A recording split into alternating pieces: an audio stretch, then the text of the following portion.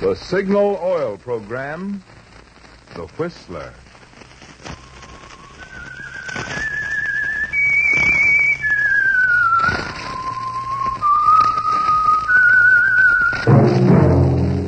That whistle is your signal for the Signal Oil Program, The Whistler.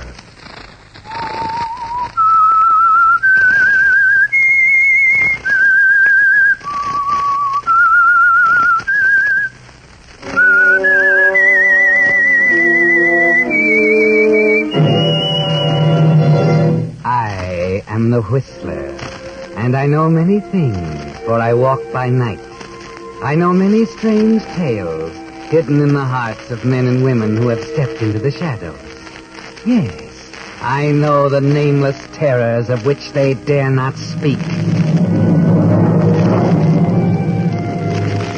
Yes, friends, it's time for the Signal Oil Program, The Whistler. Rated by independent research, the most popular West Coast program.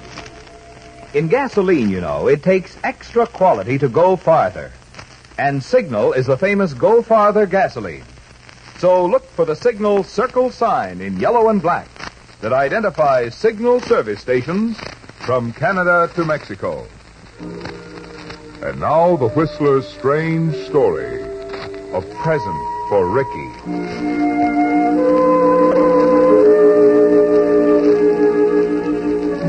The spotlight subtly changed from white to a delicate blue, and the small nightclub orchestra slid into three-quarter time as the dance team began their waltz. The Croydons, Clyde and Marie, had held top billing at the club for almost a year, and it was well-deserved. Drinks stood unnoticed on the table. Conversation stopped. Everyone now was watching the Croydons, or rather, Marie Croydon.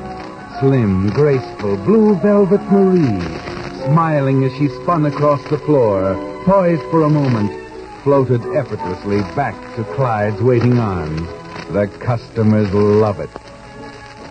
She's a beautiful thing. Yeah? You know, Larry, What? there's a kind of first-time look about it. They must be in love to dance like that.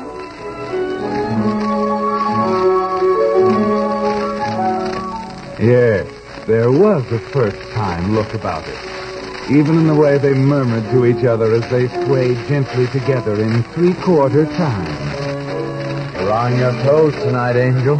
So are you. Why don't you try your own for a change? Oh, now take it easy. If I have to prop you up on another turn, I'll scream.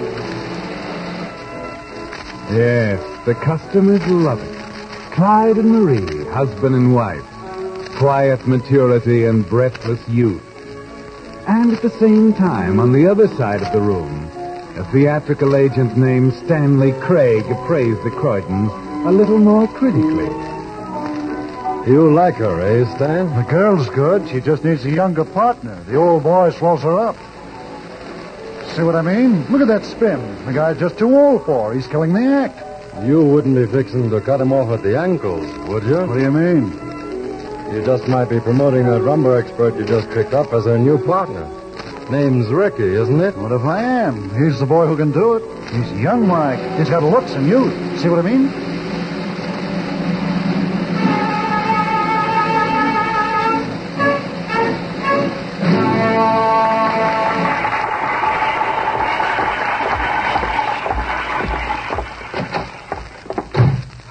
All right, Marie. Let's get it over with. Get what over with? Your nightly speech, that crack you made out on the floor. Oh, then. Yes, that. Like my hair this way, Clyde? I'm waiting, Marie. Well, forget it. I don't want to go through it all again now. Look, I think it's time we had it out. Listen, Clyde, why try to kid yourself? You know it can't go on like this. Oh, I don't know. We just got a pretty good hand. You mean I got a good hand? You may as well admit it. I don't think that's quite fair. Well, it's true. I'm getting tired of propping you up, covering up your fumbles, finding my heart in my mouth every time we go into a spin. Now, wait a minute, Marie. You wait a minute. Maybe you're right. Maybe we'd better have it out right now. All right. What are you complaining about? When I picked you up, you were nothing. Jitterbug champion of West Washington Heights. Why, in 5 years... Give me that loyalty pitch. I've heard it before. If you really want to talk about loyalty, let's talk about your first wife. You forgot about her in a hurry, didn't you? Sure, she was too old, slowing up the act. Didn't matter to you then, did it? No. Sorry, baby. I gotta get rid of you. I know it's tough, but it's show business. Off you go to Reno. What makes you think I'm getting old? You're 40, and that's too old for me. And incidentally, that's not just my opinion. They're talking about it in the trade. Yes, who's talking about it? People who ought to know. Telling each other I'd be on top if I had a partner whose bones didn't creak. Got someone in mind? I might have. Well, forget it. If you're thinking of teaming up with a new partner, you can save yourself a lot of trouble by getting it out of your head right now. You never were very good at a bluff, Clyde. I'm not bluffing. As long as you dance professionally, my dear, you'll dance with me. Will I? I have no intention of letting you go, either as a partner or as a wife. Well, you're smart. Without me, you wouldn't rate bottom billing at a third-rate burlesque in Jersey City. No, that has nothing to do with it. All right, give me a better reason. Over there on the table. The roses? The roses. And the cards. The same roses, the same cards, night after night. Ricky. Who is Ricky, Marie? One of the customers. He likes my dancing. And is that all? So far. I think you're in love with him. That's what's behind all this stuff about my dancing, isn't it? You love this guy. My dancing's just as good an excuse as any. Now, who is he, Marie? Ricky. The name is Ricky. What's his last name? None of your business at the moment. I think it is. He's a dancer, isn't he? Yeah, Inspector, yeah. He's a dancer, and you might just as well end the third degree right there. You're planning to team up with him, aren't you? What if I am? Who is he? What's his name? I won't tell you. Why? Because I don't want to involve him in your stupid jealousy, that's why. You won't get away with it, Marie. I won't let you. My career doesn't mean anything to you, does it? Only when it affects mine. That's why you married me, isn't it? For the effect I'd have on your career. You married me for the same reason. Well, maybe I did. But the reason's gone now. I don't need you anymore, Clyde. I need Ricky. Now you know. Let's handle the whole thing reasonably, shall we? We wind up here in another week. I'll finish up with you, and then you can... Then I can find myself another partner. No, that'd take too long. I can't start all over again now. No, I guess I'll have to start at the other end with Ricky. I'll look him up tomorrow. You don't even know who he is. I have a pretty good idea who his agent is. That ought to get me somewhere. Stanley Craig, isn't it, Marie? How'd you know? Stanley Craig, theatrical agent. You shouldn't have left his card on your desk yesterday, my darling. Clyde, if you do anything to Ricky, I'll... Oh. You do love him, don't you, Marie? All right, I love him. For the last time, what's it going to mean? Ricky or me? I already told you. Nothing can change it, Clyde. This is our last week. All right, Marie. That's all I wanted to know.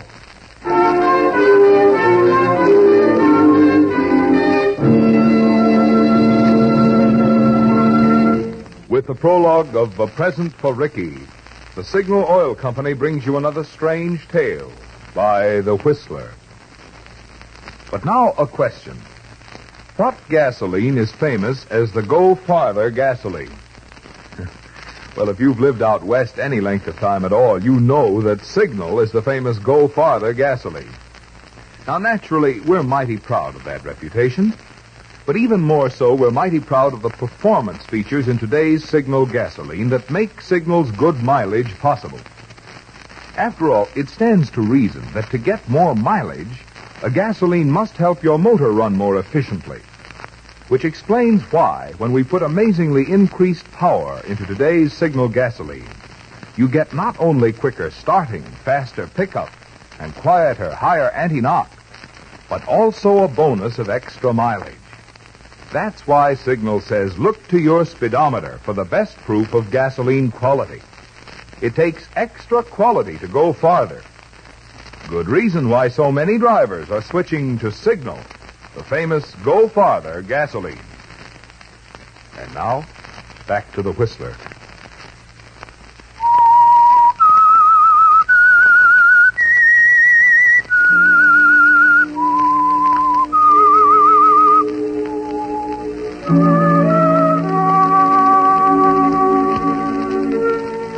Oh, Clyde, Marie means what she says. You know her that well. And you wonder if what she said was true, that without her you're nothing. You think about it all the next day, particularly late in the afternoon as you sit in a bar on 58th Street talking to Joey Lowther, a nightclub columnist. You try and concentrate on what he's saying, but it's no use. And then finally you decide to feel him out on it. Joey's your friend. He ought to tell you the truth. And so this yokel walks into the El Morocco right up to the bartender. Joey. Joey. Listen, I don't mean to interrupt, but... Well, you got your mind on something else. You don't have to tell me. It's eating you, Clyde. Well, it's about Marie.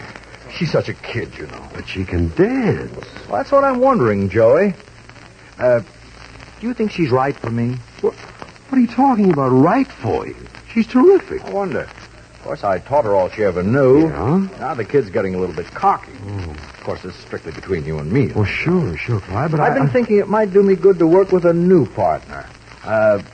What do you think, huh? You want it straight? Yes, I want it straight. You're crazy.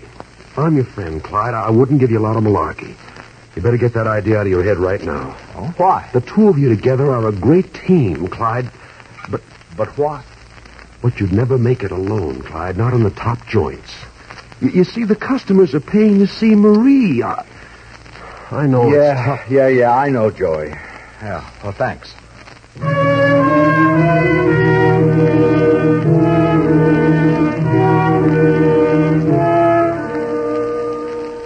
No more top billing, Clyde. No more expensive nightclubs.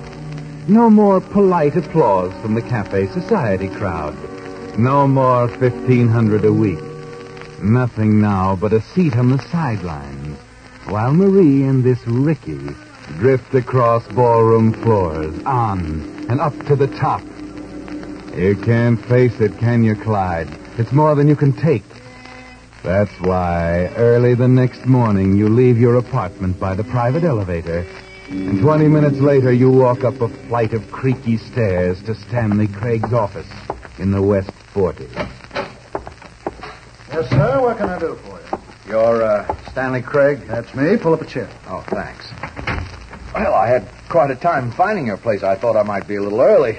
Say, I didn't recognize you for a minute. Oh? You're Clyde Croydon. That's right. I saw your act last night. Caught it a couple of times this week. Oh, really? Yeah, good act, too. Thank you. Have a cigar? Oh, no, thanks. I just dropped in for a few moments, Mr. Craig. Little business matter. Oh? What can I do for you?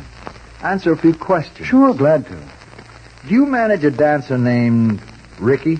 Yeah. I see what you're getting at. Yeah, I manage him. A new specialist in rumbles and tangos. Very fine dancer. That's what Marie tells me. Listen, I'll be honest with you. I wasn't trying to pull off anything, understand? So help me. I was going to put my cards on the table before we made any deal. You see what I mean? I suppose you put them on the table now, huh? Okay. These make a great team, Mr. Croydon. Ricky and Marie. Marie is part of a great team already. She's not available. I don't know whether she is or not. I haven't had a chance to talk to her. Dropped by the other day, left my card. Yes, I saw it. She's not at liberty, Mr. Craig. She's my partner and my wife. I must admit that I don't like this sort of thing going on behind my back. I'm sure she resents it, too. It's not what Ricky told me. Now, look, Mr. Croydon, you've been in the game long enough to know what youth means in a dance team. You're still a good performer, but I think Ricky's better. After all, I'm not managing you. I'm only trying to get a break from my client. Can't blame me for that now, can you? So you're going to put it up to Marie? Why not? She's over 21. She ought to be able to make her own decision. I think you're being very fair to me. Well, you know show business, Mr. Croydon. If she goes for it, I guess Ricky will be her new partner. There's just nothing you can do about it. Mm-hmm. I'd like to talk to this Ricky, if you don't mind. Sure, just say when. Today. Where is he now? Oh, out in the park somewhere. He walks for 2 hours every morning. Good for the legs, you know. Alone? Be hard to find another guy who'd knock off 8 miles in the park before lunch, don't you think? Yeah, he's alone. Does he come here after his walk? Sometimes yes, sometimes no. I just happened to think. I got to meet a client in 10 minutes. I got to run. Now, you don't mind. No, go right ahead. You don't mind if I wait here, do you? Oh, no. Stick around. Wait here. Ricky might drop by after his walk. Might be a couple of hours, though. I have all morning. Okay. The new variety's on the desk. You'll be alone here. No one to bother you. Oh, thanks. Take it easy, huh? Oh, sure. And, Mr. Croydon. Yes? No hard feelings. Right. No hard feelings.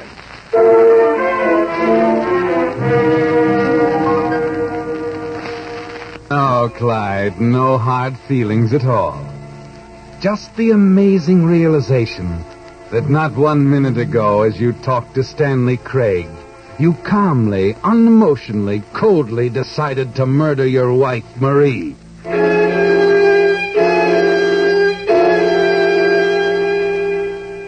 There was no shock to it at all.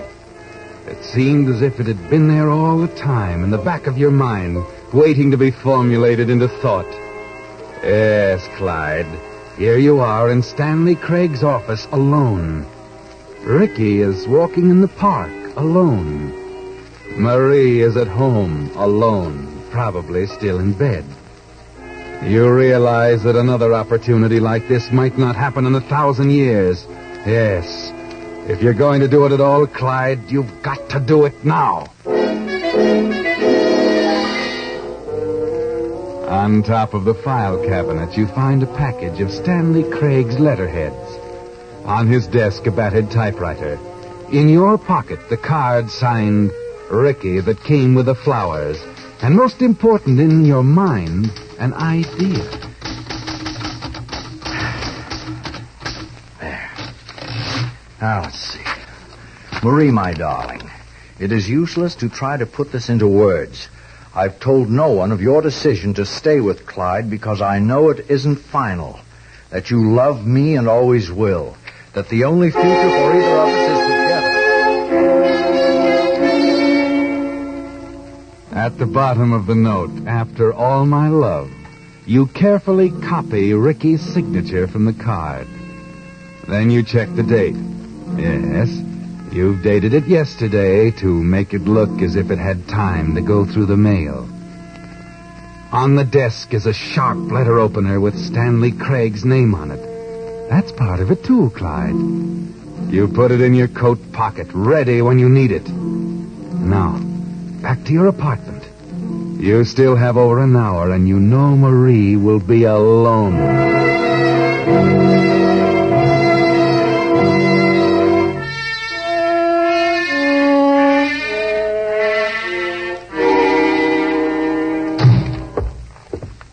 Hello, Marie. Oh, it's you. Just finished dressing? I was about to go out. Where have you been? You know where I went. Did you see him? Ricky? Who else? Oh, he wasn't there. Seems he was taking his morning walk in the park. Remember when we used to walk in the park together, Marie? You're breaking my heart. I'm sorry. I had quite a talk with Mr. Craig. He's quite a businessman. It's odd you've never met him. I'm going to see him today. I told him how I felt about you and Ricky. And of course it didn't do you any good. In one way it didn't. In another way it was quite a profitable visit. What does that mean? You're about to find out, darling. I want to show you a letter. Here, read it. It's addressed to you. Who's it from? The signature's at the bottom. Ricky. Clyde, what is this? Go on, read it aloud. Marie, my darling, it's useless to try to put this into words. Told no one of your decision to stay with Clyde because I know it isn't final. That you love me and always will. Oh, Clyde, this is ridiculous. Go on, Marie. Read the rest of it. I see. Always will. But the only future for either of us is together. You must believe me, darling. I'd rather die than have it any other way. I'm coming to your apartment tomorrow morning at 11. We must decide this once and for all. Oh, my love, Ricky. What's so funny, Marie? Oh, Clyde, that's the funniest thing I ever read in my life. What do you think you're doing? It's a present for Ricky, darling. Well, I'm afraid I don't know. Why, what are you doing with that letter opener? Ricky's going to the chair, Marie, for your murder. It's not very funny, Clyde. If you're trying to... There's something for you, too, a lesson in loyalty. Get away from me, Clyde. Listen, Clyde, please. Please, darling, no. No, Clyde, no.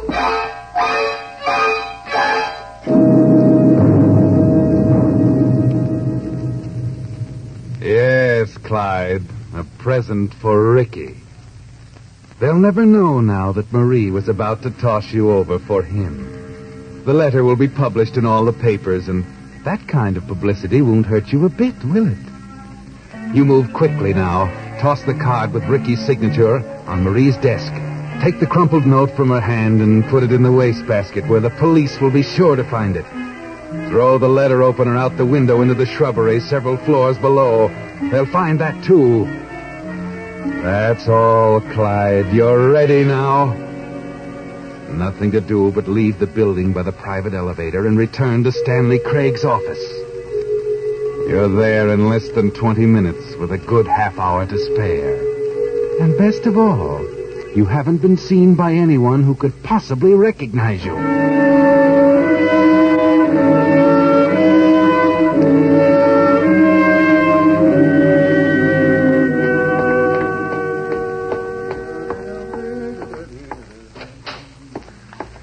Well, still here, Mr. Croydon? Oh, yes. Yes, I'm still here. I'm beginning to wonder if Ricky will show up at all. Anybody call? Not unless they called while I was out stretching my legs. I walked around the block a couple of times. Oh, sorry you had to wait so long. Oh, that's all right. It gave me a chance to think things over. Is that good or bad? I think it's good. I decided it's wrong for me to try to stand in her way. If this looks like a break for her and Ricky, I think they deserve the chance. I was hoping you'd see it that way, Mr. Croydon. Thanks a lot. Well, I'd better be going.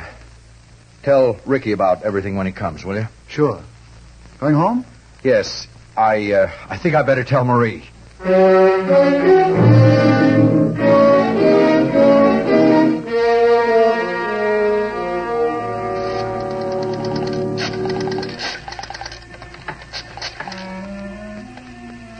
Hello? Hello, police headquarters. Something terrible has happened. My name is Clyde Croydon. I live in the penthouse at 1232 Warwick Place. That's right. Please send someone up here as quickly as you can. My wife has been murdered.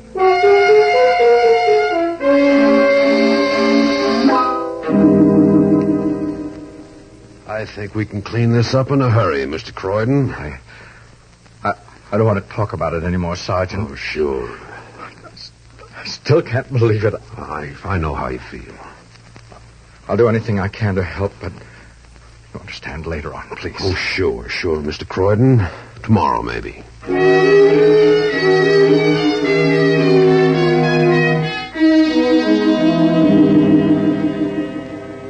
Feel better today, Mr. Croydon? I think so. Oh, that's good. That's quite a letter we found in the wastebasket. What'd you think of it? Oh, I don't know what to think. You knew what was going on between this man and your wife? There was nothing going on. It was all in his mind. What do you mean? Look, I have never seen this Ricky. I don't even know who he is. All I know is that he started sending Marie flowers after every performance. He had some crazy idea she was in love with him. Oh, it was ridiculous. She hardly even knew him. Uh-huh. And what about the dance business? That was part of it, too. He thought she'd leave me and team up with him. Oh, don't ask me why. She laughed at him. Well, that's as good a motive as I've seen in 20 years. You know, it's a wonder he didn't leave a confession note right on the table. He left everything else. First-class motive, the letter in the wastebasket, the knife with his manager's name on the bushes outside. And yet what? With all that, after practically shouting from the housetops that he'd killed her, he carefully wipes his prints off the knife. Funny how a murderer's mind works, isn't it?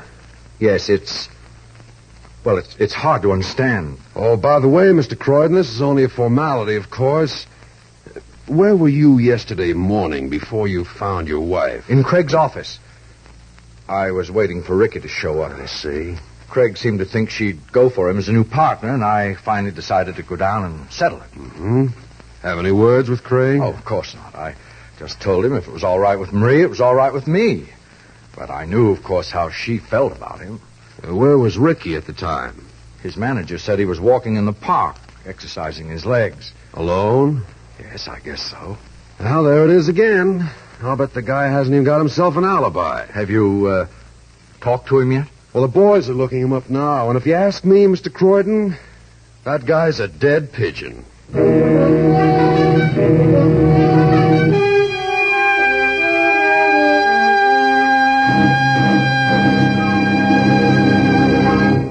The Whistler will return in just a moment with the strange ending of tonight's story.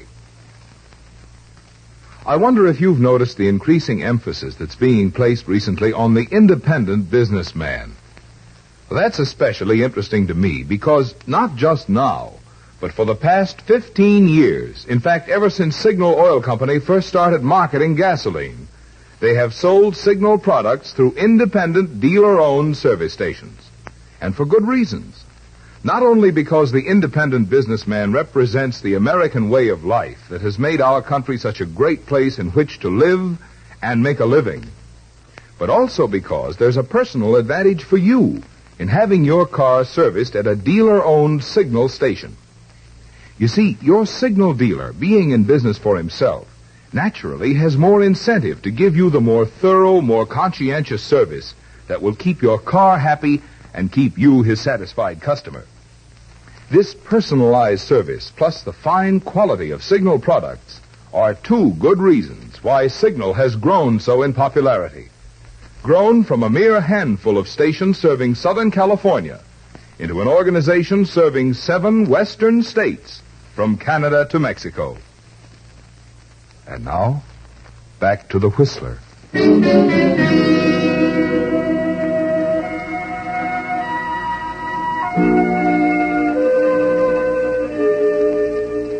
Well, Clyde, all it took was a little nerve. You're over the hump now, all ready to act as number one witness for the prosecution in the case against Ricky. Tomorrow the story will break in the papers, and the notoriety, the public sympathy over your bereavement should make it easy to pick up a new partner, one who'll keep you in the top spots, in penthouse apartments with private elevators. Yes, Clyde, you can relax now. You've decided it's all over. Now, who can that be? Oh, Sergeant. I'm sorry to disturb you, Mr. Croydon. I was about to go to bed. Anything wrong? We've got Ricky. Good. Just finished questioning him. Mind if I come in? No, not at all. Check the note against Craig's typewriter. That's where it came from, all right. Looks like you've got a case. I'll be perfectly frank with you, Mr. Croydon. Until we found that letter, you were our number one suspect. Yeah, you had plenty of motive, and you had plenty of time to leave Craig's office, kill your wife, and return. No, wait a minute. Not finished. The note threw us a curve. For a while. What do you mean, for a while? Until we found Ricky. He claims he didn't write it. Oh, good Lord, what did you expect him to say? We believe him. Believe him? Of all Just a minute. You never met Ricky, huh? I told you that. Well, that's the one honest statement you made, Croydon. The rest was strictly out of your head. Here, I'll show you what I mean. Come on in, will you? Mr. Croydon, this is Ricardo Montez, also known as Ricky. He did it. He wrote the note, I tell you. No comprendo lo que hablan, señores, pero yo no la maté. Wait. Now, wait a minute.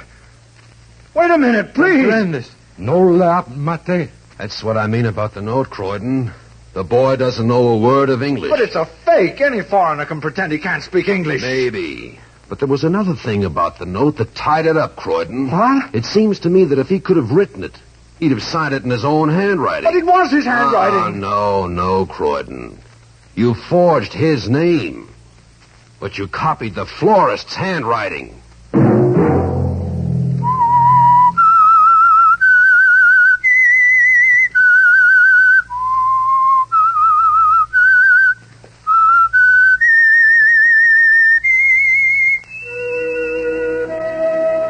Let that whistle be your signal for the Signal Oil program, The Whistler, each Monday at 9. Brought to you by the Signal Oil Company, who have asked me to remind you, to get the most driving pleasure, drive at sensible speeds, be courteous, and obey traffic regulations. It may save a life, possibly your own. Featured in tonight's story were Joseph Kearns and Betty Lou Gerson. The Whistler was produced by George W. Allen with story by Gene Fromhers, music by Wilbur Hatch, and was transmitted to our troops overseas by the Armed Forces Radio Service. This is Marvin Miller speaking for the Signal Oil Company. This is CBS, the Columbia Broadcasting System.